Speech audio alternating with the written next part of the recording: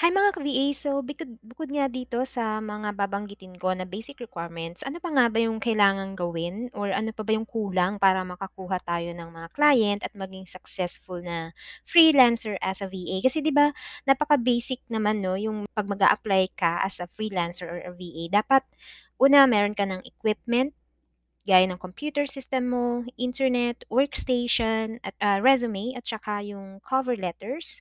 And then, of course, yung profile mo no, sa iba't ibang job-seeking platforms, dapat established na din. Another thing is yung mga skills mo. Dapat identified mo na yung mga services mo na pwede mo ring may offer sa mga prospect client. Ngayon, challenging pa rin sa iba na magkaroon ng client. For me kasi dito tayo nafo-fall short sa mga areas na babanggitin ko 'no. Ito yung mga kakulangan natin, yung pag-enhance sa mga intangible factors na we have control over with naman. Hindi nga lang natin siguro nabibigyan ng sapat na pansin or sapat na panahon, pero kayang-kaya nating gamitin 'to as a tool to be a successful VA 'no. Gaya nito, una, um, dapat naiintindihan mo kung ano nga ba at paano nga ba gumagana ang freelancing as a VA. Yung VA industry itself, yung VA world, no? Dapat may idea ka na, alam mo, may deeper understanding ka para alam mo yung pinapasok mo. Parang hindi ka na magugulat na, ay parang hindi pala directly related sa course ko yung mga or sa tinapos ko yung mga tasks na gagawin ko. Or dapat aware ka rin na puwedeng matagalan bago ka makahanap ng client. Dapat alam mo kung gaano kahigpit yung competition sa niche na pinili mo. Dapat alam mo sa sarili mo na talagang gustong-gusto mo yung environment na 'to at dapat maka-adapt ka. Alam niyo kung ano pa yung isang benefit kapag naiintindihan mo yung mundo ng pag-VA? Mapapataas mo yung chances mo of getting hired as a VA. Another thing, malaking tulong din siya para hindi ka prone sa scam dahil kahit anong lure ang gawin sa inyo ng mga scammers at kung ano-anong mga too good to be true, na high-paying jobs ang i-offer sa inyo or anumang benefits ang i-offer sa inyo, hindi ka basta-basta mapapaikot or madadala 'no or masisilaw sa kung gaano man kalaki yung pay rate 'no. Kasi siyempre iba na yung may alam, o 'di ba? Sabi nga ni Kuya Kim 'yan. Kaya sipagan niyo po talaga yung mag-research, buti nga ngayon, marami ng resources, andiyan yung YouTube, Google, mga social media platforms, utilize niyo po 'yan. And then next na importante is ano, proper mindset and right attitude. Gusto ko talagang i-emphasize 'to 'no, na dapat may tiyaga at patience. Alam niyo, nanghihinayang po ako dun sa mga nakikita kong post sa mga VA FB groups na 1 month, 2 months pa lang na nag-a-apply, umaayaw na agad. Nasasayangan ako, kasi ang ending nila nag-effort sila for a couple of 'yan, mga days nila tapos ang ending gusto na nilang bumalik sa BPO world, 'di ba? Or ayaw na ulit nilang mag-try. So, sayang yung opportunity na naghihintay sana para sa kanila kung naging patient lang sila, 'no? Kasi ang pagvi-VA, um, 'pag VA ka, you have to be patient kasi ang goal mo is to have long-term relationship and security of tenure with your client. It takes time before you gain a client's trust to keep you in his, organization.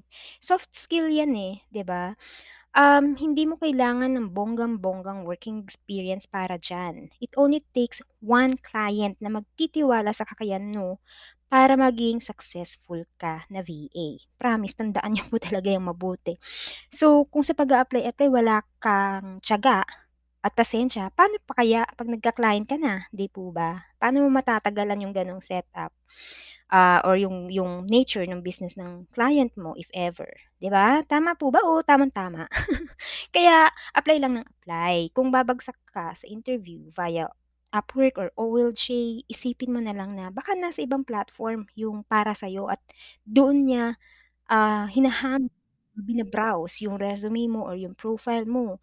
Baka nasa Indeed or baka nasa LinkedIn siya or baka nga nasa VA agents pa, 'no, yung client na makakasundo mo. Eto bigyan ko kayo ng example. Meron akong isang client interview noon na hinayang na hinayang ako kasi, um, hindi ako yung nakuha dun. So, medyo nahirapan ako dun sa interview na yon pero winish ko pa rin talaga na, makuha ko yung post. Pero buti na lang talaga hindi niya ako kinuha or hindi niya ako hinire kasi after waiting for a couple of weeks, may dumating sa akin na mas magandang opportunity, hindi toxic yung client, same kami ng personality, same kami talaga ng wavelengths. Hindi kami perfect 'no, pero minsan talaga naiinis din kami sa isa't isa. Pero ang mahalaga magkasundo pa rin kami at the end of the day. So, the next day, may drive pa rin akong pumasok sa work, 'di ba? So, imagine ninyo kung na-hire ako ng isang client na 'yun, hindi ko na-meet yung client ko ngayon na sobrang appreciative sa mga efforts ko for his business na hindi ko nakikita sa personality ng isang client na 'yun noon. Next is dapat ano, meron tayong deep why, 'no? Lagi ko 'tong sinasabi sa mga past videos ko, importante po nito. Pakinggan niyo 'to pong mabuti ha, kung bakit. Natural kasi sa tao na ma-feel bad kapag nada-down, kapag may hindi magandang pangyayari sa buhay, 'di ba? Lalayo pa ba tayo, eh, ako nga mismo 'no, na-sad talaga ako nung 'pag bumabagsak ako sa mga interviews. Naku, try niyo pong panoorin yung mga in-upload kong videos about my failures 'no. Um Mafe-feel niyo talaga yung na dun na may frustration at panghihinayang. Yun yung mga in-applyan ko dati, yung mga trial facts na yan, yung Zoomployee na yan, tsaka yung mga iba kong client matching interviews sa Spear Rocket VA at tsaka dito rin sa Pineapple Staffing. Bago ako nagka-client dito, bumagsak muna ako sa isang client. Naku, dun talaga na-test yung patience ko ng bonggang-bongga. Pero every time na bumabagsak ako, babalik at babalik ako sa deep why ko. Kasi that's what keeps me going, eh. Ito kasi yung nagre-remind sa'kin kung bakit ba gusto ko maging successful sa VA industry. Gusto ko gano'n rin kayo. So, you have to be clear sa deep why mo para may mag-drive sa'yo towards your goal, 'di ba? Kaya importante na may baon kang ganyan, deep why. Tapos another intangible factor is yung self-awareness and samahan ng customized approach. Bakit kailangan may gano'n? Aba, siyempre dapat aware ka kung ano yung mga mali sa mga ginagawa mo.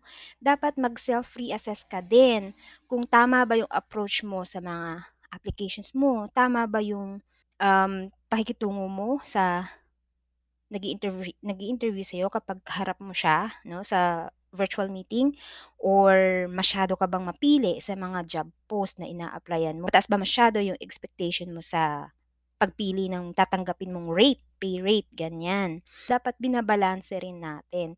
And then, kahit yung mga simpleng bagay lang, 'di ba, yung like yung 'pag sumusunod ka ba sa mga instruction nung nag-i-interview, 'pag ba sinabing casual attire, nag-a-adhere ka ba?